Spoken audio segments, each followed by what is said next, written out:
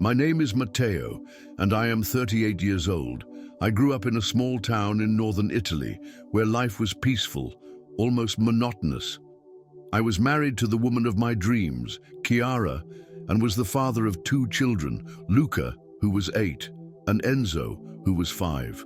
Our routine was simple but happy. However, behind this perfect facade, something was missing. My faith felt like an empty habit, and although I believed in God, it had been a long time since I truly felt His presence. Everything changed on a cold March morning. We decided to take a trip to visit Chiara's parents, who lived in a charming mountain village. Luca couldn't stop talking about the adventures he planned to have in the forest near his grandparents' house, while Enzo clung tightly to his favorite teddy bear. The journey was long and winding, but the snow-covered landscape made everything look beautiful. The sound of the children's laughter filled the car as Chiara sang along to the music playing on the radio. But as we climbed higher into the mountains, the weather began to change. The snow, which had once been a charming detail, turned into a threat. The road grew increasingly slippery, and a heavy silence began to settle in the car. As we rounded a sharp curve, I saw a car coming toward us, speeding down the narrow, snow-covered road. Everything happened in a matter of seconds, but the memory of that moment seems to last forever. The sound of screeching tires echoes in my mind to this day. I tried to swerve the car, but it was too late. The impact was brutal. The car spun, glass shattered, and I remember Chiara's screams next to me. When I opened my eyes, I was trapped in my seat, my head pounding. The silence was almost deafening, interrupted only by the sound of the cold wind passing through the broken windows. I looked to my side and saw Chiara, motionless, her face wounded. I tried to call her, but my voice was too weak. "Chiara, Chiara, please answer," I cried with the little strength I had left. Panic consumed me as I turned my head toward the back seat, but Luca and Enzo weren't there. The emptiness where they should have been made my heart stop. With great effort, I managed to unbuckle my seatbelt and open the car door, which was dented.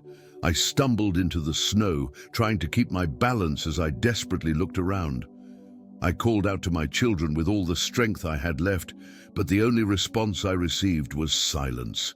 After the accident, everything around me felt like a blur. I was taken to the hospital with severe injuries, but nothing compared to the unbearable pain consuming my soul. People around me tried to console me, but what could they say? My wife and 2 children were gone. What was left for me now? As I recovered physically, the battle in my mind was constant. Why did God allow this? Why did He take my family and leave me here alone? These questions haunted me every moment. My faith, already weak, seemed completely crushed. The nights in the hospital were long and lonely. Silence was my only companion, and at times, I wished the accident had taken me as well. After weeks in the hospital, I returned home, but it was no longer the same. The absence of Chiara, Luca, and Enzo was palpable. Their laughter, the sound of their footsteps running through the house, their voices, everything felt like a distant echo. One night, as I looked at photos of my family, I fell to my knees on the floor of the room. Tears streamed down my face, and my voice barely came out. That night, as my tears soaked the floor and my voice faded into despair, something inexplicable happened. The room, once dark and cold, filled with an intense light, brilliant like the sun, but not blinding. The air around me grew heavy, yet it was infused with a peace I had never felt before. My breath caught for a moment, and absolute silence filled the space, and then I heard it. "Matteo," said a deep and powerful voice, yet it was filled with love. I looked around, confused, trying to understand what was happening. Before I could react, I felt as though my body was being taken by a force beyond this world. When I opened my eyes again, I realized I was no longer in my room. I was floating above the earth, watching the lights of cities twinkle below. Like stars on the horizon, The Lord was by my side. I didn't need to ask who he was. His presence was unmistakable. He looked at me with compassion and firmness, and his voice resounded again, "I have something to show you." The Lord took my hand, and in the blink of an eye, everything around me changed. The serene light of the celestial setting was replaced by something I could never have imagined seeing: fire, darkness, and screams cutting through the air like blades. The Lord looked at me and said, "Matthew, I am going to show you the destiny of many who say they follow me, but whose hearts are far from me." We were taken to a place of torment where I saw familiar faces. I recognized some of the people from the great church we had visited. They screamed in agony as flames rose around their bodies.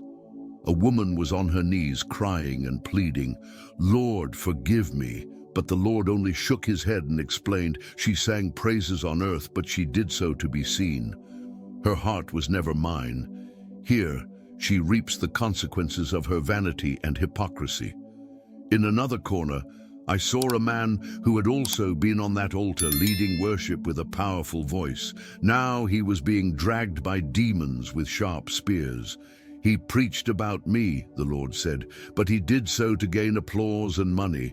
The visions came rapidly. I saw others who had used the name of God, but their actions on earth were filled with malice, pride, and sin. They all cried out for mercy, but their voices were drowned out by the surrounding screams. The Lord looked at me sternly and said, "These are the ones who called me with their lips, but their hearts were far from me. Matthew, it is necessary for you to see this so that you can warn those who still have time to repent." While I was still trying to process everything I had seen, the Lord took me to an even deeper place in hell. It was an enormous cave filled with dark corridors where demons dragged men and women in chains. "These," the Lord said in a grave tone, "are those who were appointed as spiritual leaders on earth, but betrayed my calling." In the center of that place, I saw a man on his knees being tormented by dark creatures who mercilessly slashed at him. "Lord, help me! I preached in your name!" he cried out. But the Lord responded firmly, "You used my name as a business."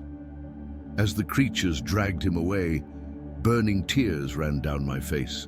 Another group caught my attention, pastors and religious leaders who'd been respected on earth but whose lives were filled with hypocrisy. Some had committed adultery, while others used the pulpit to feed their egos.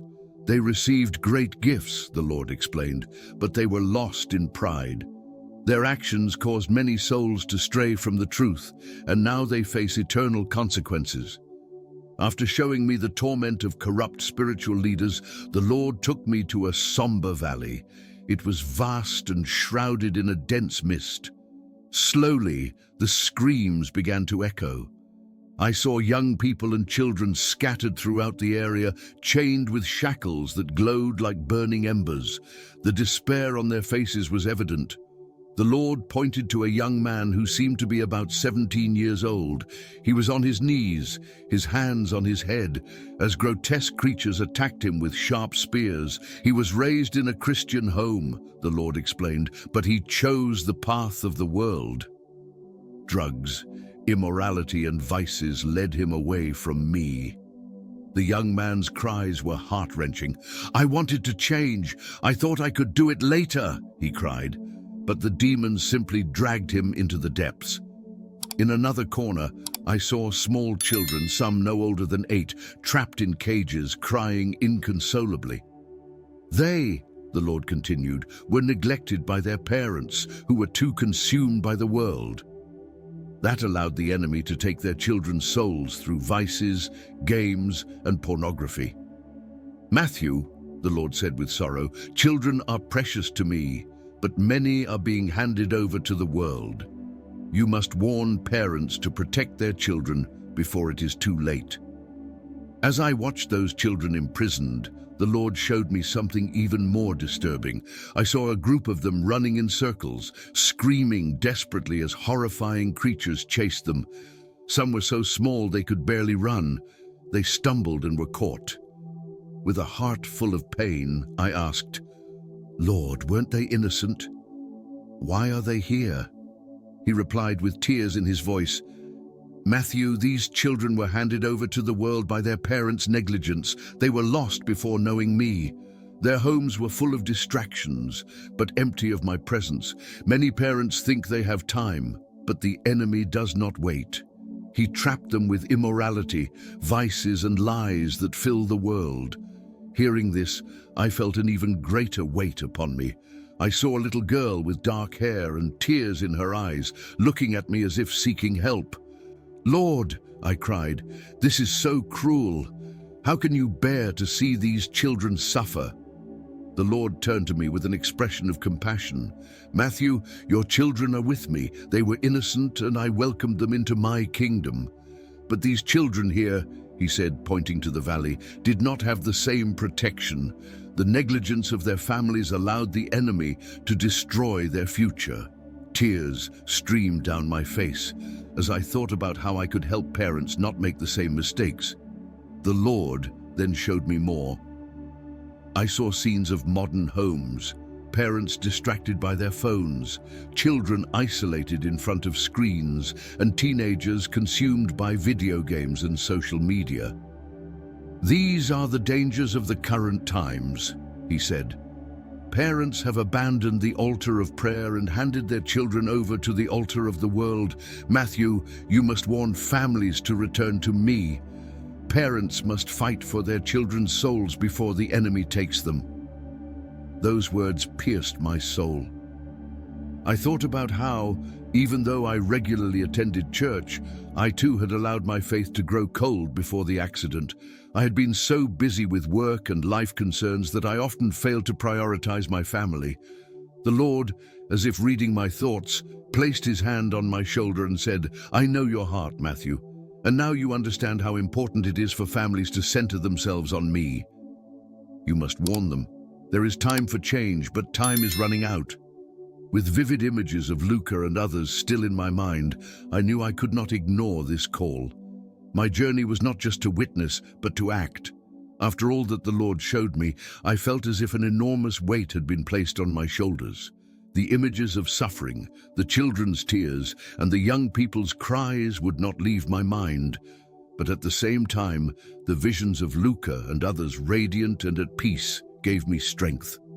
I knew I could not return to earth and simply live as I had before. The Lord took me to a place where I could see the entire world below us. It was as if I were looking at earth through a great heavenly window. Below, I saw churches filled with people, streets crowded with youth, and homes where families lived as if they had infinite time. The Lord pointed to these scenes and said, "Matthew, I am still giving opportunities. There is still time for many to repent, but someone must warn them." Then he showed me a group of people praying in a small temple. Their voices were sincere, and I could feel the divine presence around them. They are the ones who have remained. Faithful ones pray for the lost and fight against the darkness. We must be like them. Matthew, use what I showed you to awaken others to do the same. With a lump in my throat, I asked, "Lord, why me? How can I bear such a great mission?" He looked at me with compassion, but also with firmness.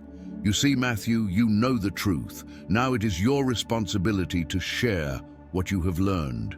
I will be with you every step of the way." The weight of the mission was immense, but the certainty that God was by my side gave me courage. I knew it wouldn't be easy, that many would doubt, but I was ready to do His will.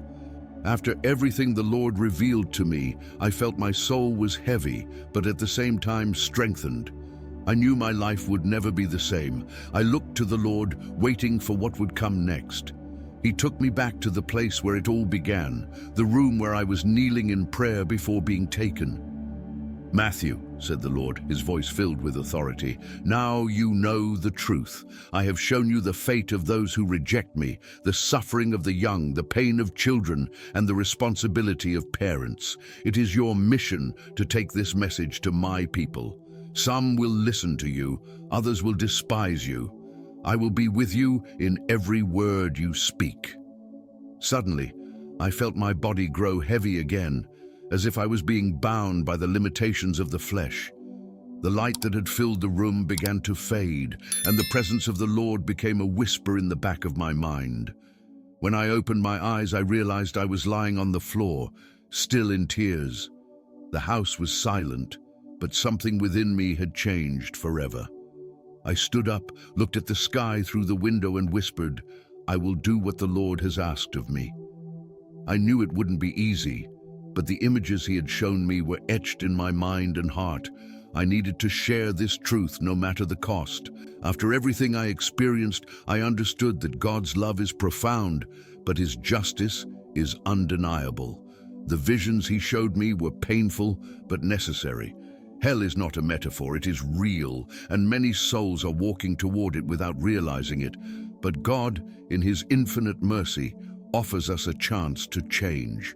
That chance is now. My journey was transformative. I lost my wife and children, but found a greater purpose: to warn as many people as possible about the urgency of living a life devoted to God. Parents, protect your children spiritually. Young people, abandon the fleeting pleasures of the world and seek the Lord while there is still time. God does not look at our appearances or titles. He looks at our hearts. If this story has touched your heart and you want to know more about the lessons God gave me, I invite you to leave a comment below. Do you think you need a second part to this message? If so, let me know in the comments and share this story with those who need to hear it. Together, we can take this message to many hearts. May God bless and strengthen you. The time is now.